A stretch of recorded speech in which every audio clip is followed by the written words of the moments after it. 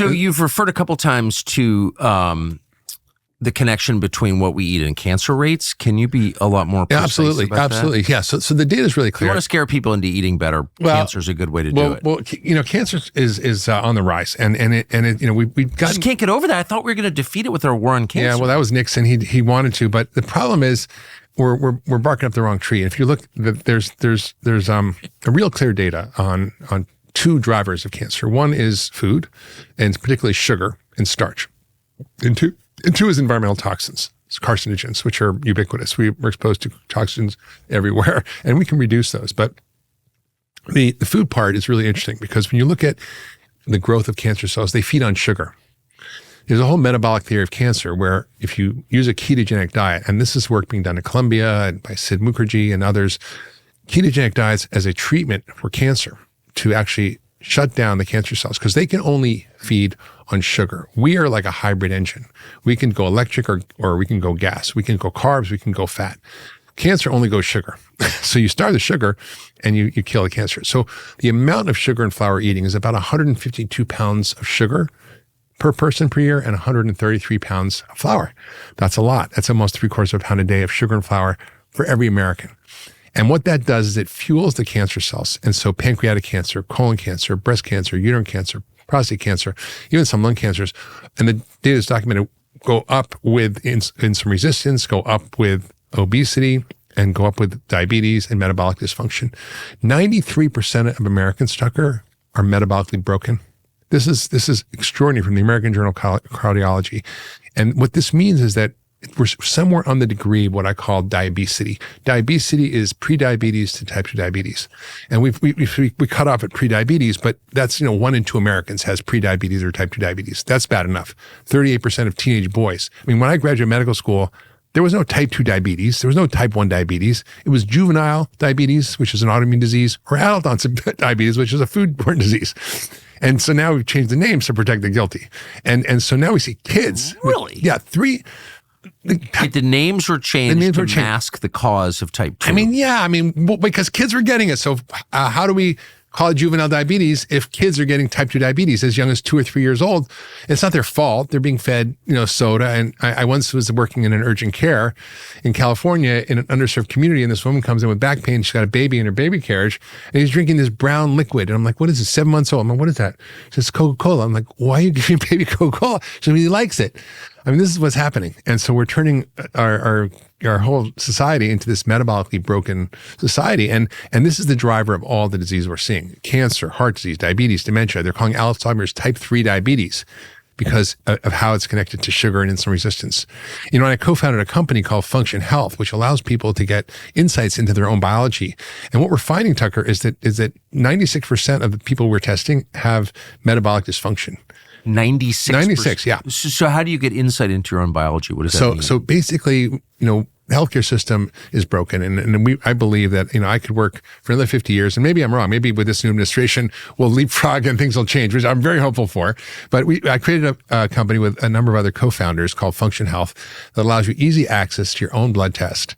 It is simple, 5 minutes to sign up, 15 minutes to go into a Quest lab to get your labs drawn. You get over 110 biomarkers or lab tests that gives you insight into everything that's going on in your body that you're not being checked for at your regular doctor's office. You get 5 times more diagnostics. You look at your hormones, your metabolic health, your cardiovascular health, your nutritional health.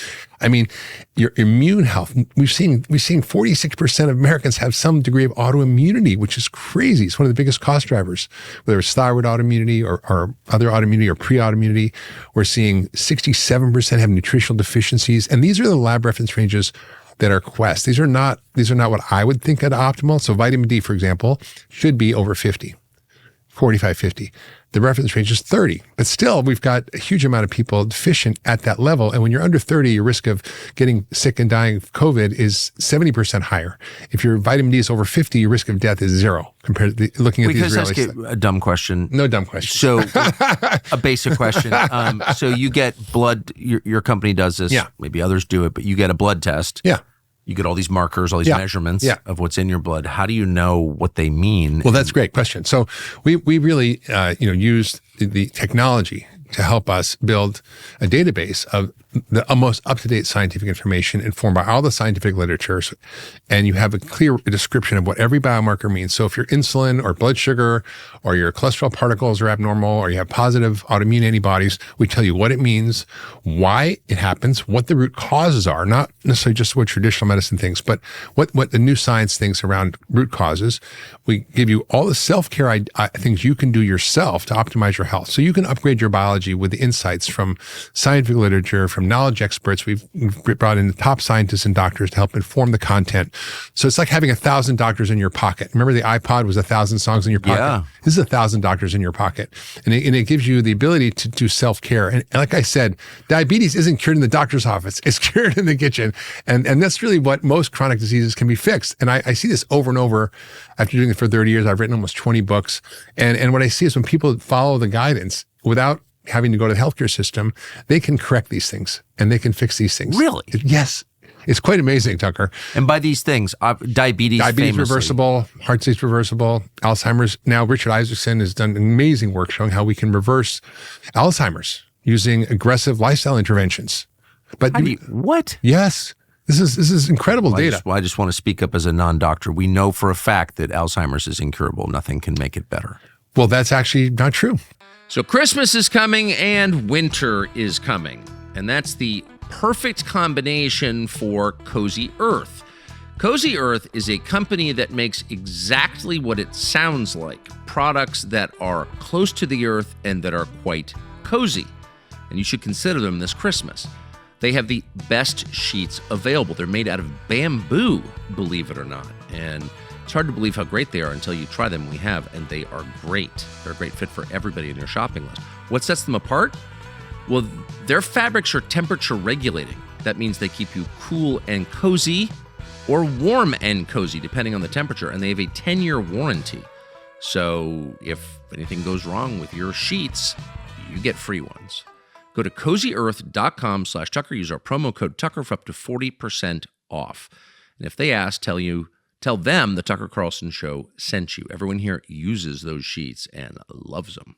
I know, but I've been told that a lot. Yeah, so I'm just of course, because this is a great example. We've spent about $2 billion in over 400 studies trying to find drugs for Alzheimer's, and nothing has worked. The drugs that are approved are extremely expensive, have marginal benefit, a lot of side effects, and cost a huge amount of money, and may delay your entry into a nursing home by 2 or 3 months. That's a win. That's not very good. Now, there's a couple of trials that have been done, the Finger trial out in Europe and the Pointer trial, which is emerging, that showed aggressive lifestyle intervention, diet, exercise, managing stress, sleep, optimizing all your risk factors, was able to not just slow the progression of Alzheimer's and dementia, but to reverse it. This is published data. This is not my opinion. Richard Isaacson also has published this data. And now using biomarkers, and we can actually test with function, soon we'll be adding biomarkers for Alzheimer's. So now there's blood tests for Alzheimer's. So you don't have to wait until you forget your keys. And also for cancer, you're asking about cancer, we do a multi-cancer. Wait, at what age is Alzheimer's detectable in a blood test? That's a great question. So on imaging, which is very expensive and difficult and not brain imaging. Yeah, brain imaging. You can see the changes up to 30 years before you get Alzheimer's as a symptom. With blood tests, it's not as far as that. We're still figuring out, what those times are. But you can see these proteins start to develop in the blood that indicate there's something happening, and you can then intervene early. And the thing about Alzheimer's is that if you intervene early, you can have an incredible benefit to help slow the progression and delay it and actually reverse it. And I've seen this in my patients. I wrote a book about this, The Ultramind Solution, 15 years ago. Dale Bredeson's written a book called The End of Alzheimer's, and documenting that we had to get to the root causes. Is NIH on this? No, they're not on it. And this is what drives me crazy. I don't understand. That's what I'm saying. We spent so much money. We've gotten really no results. Because I don't think you're a crackpot. But here you are sitting on camera saying, no, Alzheimer's is reversible.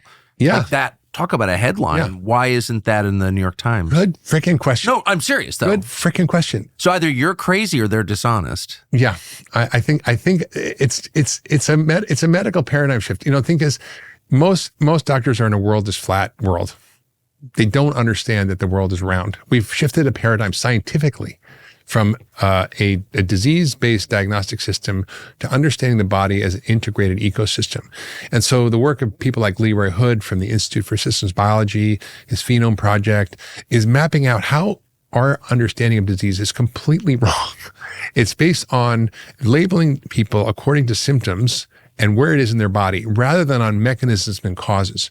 So I wrote a book called Young Forever, which is about longevity. We talked about it, I think, last time I was on your show. And in the book, I talk about the scientists who come up with this model of what are the root causes of aging. Because we think aging is just, it's going to happen inevitable. We're going to get sick. We're going to get older. We're going to get frail. We're going to get weak. And they've identified the underlying biology behind that. So if we cured heart disease and cancer from the face of the planet, we might extend life 5 to 7 years. You can get the same thing with meaning and purpose or playing tennis. But if you actually drill with the hallmarks of aging, the things that really go wrong, inflammation, mitochondrial injury, nutrition, you can act, and your microbiome, all the things that underlie disease, you could extend life by 30 or 40 years, which means living to 120, which is a crazy notion, right? So we now understand biology in a very different way than we did before, and it hasn't translated into the clinic. And so why I co-founded Function Health with my co-founders was to help accelerate this gap, to kind of leapfrog over this ossified system. But we need to change. But it's just kind of crazy what you're saying. If you take 3 steps back, I mean, it's like the whole point of medicine, I presumed, was to extend and improve life. Yes. Right? Yes. To keep you from dying. Yeah, doctors to make are you healthier, exactly. make you happier. Yeah. And so if there is science that shows that that's possible and everyone's ignoring it, then I'm trying not to use profanity, but like, what is that? Yeah, well, it's a good question, because we have a illness, medical, industrial, food, ag complex that profits off of people being sick. But so you write a book saying, or someone else, several doctors write books saying, I can show that Alzheimer's is reversible. Yeah. And what is every other doctor in America? They just don't read the book. They haven't heard of it. Like, they just, it's like, that's kind of a provocative thesis. Yeah. Because I think of Alzheimer's as like AIDS in 1986. Like, it's the worst thing. It's big. And there's nothing you can do about it. No, it's. Do you remember that with AIDS? 100%. It's scary as hell, and the scariest. Yeah. And I can tell you that this is not my opinion. I was at Cleveland Clinic. I worked with Marwan Sabah when he was there. He was the head of the Dementia Research Center. He understood this. He understood these mechanisms, these biology. The science is there. But there's no funding for it, because what are we talking about, Tucker? We're talking about providing lifestyle interventions that are intensive, that people need support. They need to change their diet. They need to exercise. They need to optimize their sleep. They need to manage stress. They need to take the right nutritional supplements. They need to modify their risk factors aggressively. This requires a very different reimbursement system. We don't have evidence-based medicine, Tucker. We have reimbursement-based medicine. Doctors do what they get paid to do, not what the right thing is. The right treatment for diabetes is not more drugs or Ozempic. The right treatment is diet. So it sounds like doctors aren't really in control. Thanks for watching our YouTube channel. We hope you'll subscribe to it. And by the way, you can hit the little bell on there and get notifications every time we produce a video. We hope you'll do that also.